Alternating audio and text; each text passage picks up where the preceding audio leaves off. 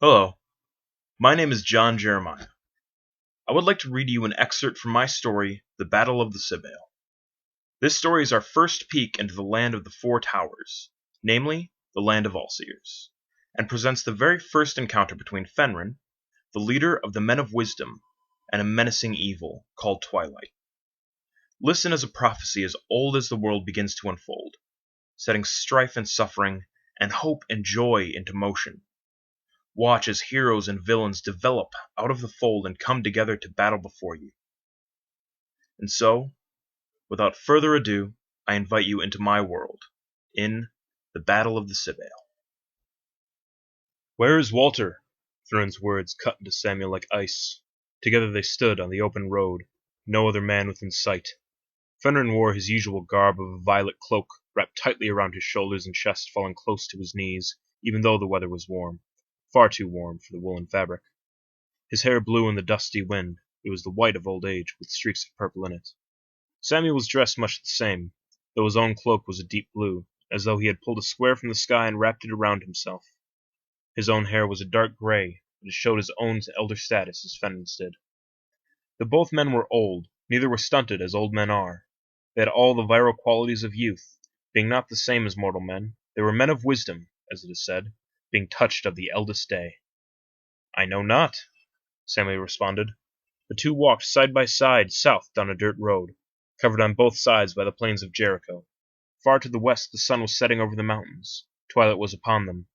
"Am I his keeper that I should know him at all times?" Fenrir stopped walking and glared at Samuel. "You are exactly that." He raised his staff above his head and struck it over Samuel's forehead. The staff had not been in his hand a moment before, as though it came and went as Fenrir pleased it. "You are the shepherd of the Rohirrim, Samuel, and he is your one apprentice. It is your duty to be his keeper," he shouted as he clubbed his fellow. The blow took Samuel by surprise. He fell to the ground upon his backside, the dirt of the road getting worked into his cloak, although for all the dust and the wind, Fenrir's own cloak looked freshly cleaned, as it always did. Samuel jumped to his feet, his voice raised, and he shouted, "Are you my keeper that you should dole out the punishment for any crime?" He raised his fist, but Fenrir did not stir from his stance. "The Vyre is my keeper, by my own choice, for I am put as a leader before all Voyant." His voice took a deep and ominous quality. "The same choice was put before you, and so you should hold the Vyre as your own keeper. Yet you refuse, and thus has he put me before you, just as though you were my own student." Samuel lowered his fists, but Fenrir continued, "If you do not like it, then renounce your title, and Walter shall be named in your place. Or learn to lead, that we may not all be dashed into sand by your stupidity." Samuel's head lowered. He looked upon the ground. "You are right," Samuel said quietly. Though his words said it, no change came over his heart. The two walked on together in silence, but Fenrir's eyes were still stuck upon Samuel. Fenrir would keep his own heart guarded from the fool. Fortunately, their destination was not far off. Less than an hour's time after darkness was fully upon them, they came to the edge of a great forest, as ancient as the world. The trees stood firmly above them, as though great and godly giants looked down at them from lofty peaks where they held up the sun. The place was called the Mountain Wood, aptly named for the height of the trees, which rivaled the mountains of the land. The bark of the trees was a deep gray and brown, the color of the mountains, with moss and vines growing upon each. The floor near the forest, where the prairie ended, was covered in thick razor grass, given its name for the sharpness of each blade. A skilled fighter could take up a blade gently, form it into his hands, and have himself a long knife, capable of the same damage that steel provided. From far off the peaks of the forest were seen to be white, though the leaves themselves were of silvers and golds and greens. The height of the trees, not unlike mountains, were covered in a frosty snow. The climate was warm, however, and so when the snow would fall from the branches it would melt and turn to rain before striking the ground. A single gate stood at the end of the path the two men were following. It stood alone, apart from any other structure, though the giant trees provided a nearly impenetrable wall. The gate was made of 2 pillars and an intricate network of bars. The pillars stood taller than Fenrir by 12 feet, and were covered from base to tip in a thick green moss. The moss covered to the pillars tightly enough that ancient letters could still be made out. Fenrir read them aloud. "In all the elder times, in all the elder ways, this place is a refuge of knowledge, understanding, and of wisdom." The gate was not rusted, nor was there any moss upon the metal which was wrought well and in the elder days, but looked as though it had been made that morning. One must wonder what kind of metal this was, before the invention of steel, even before iron was used for swords and tools. Before bronze was known, these gates were wrought. But what metal, even steel, could stand the test of 10,000 years? What metal could be wrought so? Yet this metal was not corroded. The metal was made of colors of a bright and glorious white, and a deep and jealous red. Such a thing stood as daring against the years as the four towers themselves. This metal too was wrought to show letters, but these Fenrir would not read aloud. They were a few of the many names of the Vyre, also called the Eldest One and the Eldest Day. At the bottom of the gate were 5 names, the original leaders of the men of wisdom. There was Archael, the seer, the first prophet, leader of the Voyant, the very same whose cloak Fenrir now wears. There was Tortord, the scarred, the first Lionheart, leader of the Vanasem, whose blade was bright, the blade which now hangs in Fenrir's city. There was Kirill, the Gleeborn, who was never seen without a smile full of white teeth, the first Virtuoso, leader of the Ilium, whose laughter brought fountains up from the earth, and whose songs are written in a great book of poems, which sits within Fenrir's city. There was Cantel, the soft heart, called for his humility, the first shepherd, leader of the Rohirrim, whose staff became a key to the Tower of Allseers, a staff which Samuel bore. Lastly, there was Santo Fornelian, as his name was then, for he is of the Sybail, whose names grow with their understanding. Santo, as he is called outside of any formal event, for his name is now far too long to speak in many occasions, is the last of the first council of wisdom, where there was brought of each race a man and a woman.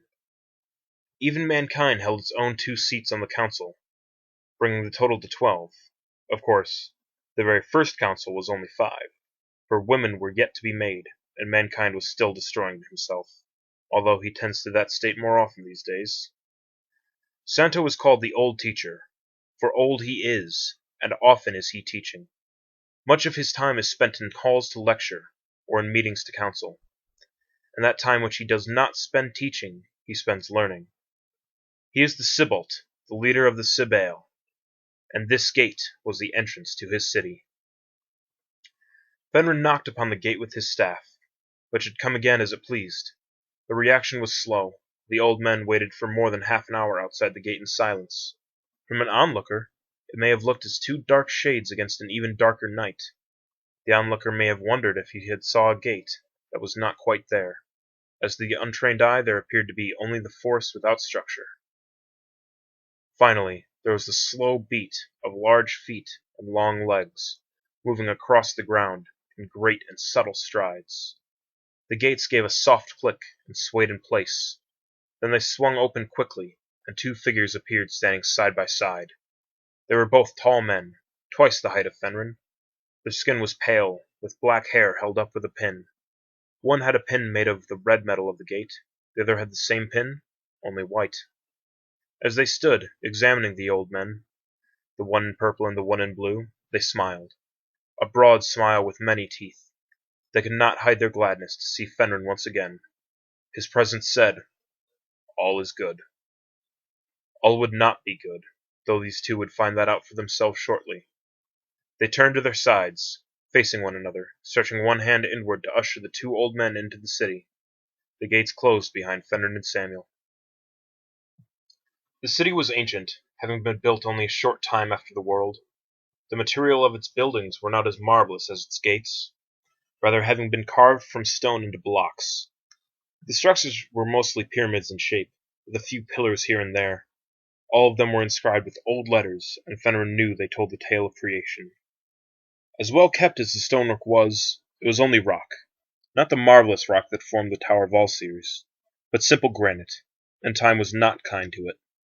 The stones were chipped in many places, crumbling under the weather of the forest.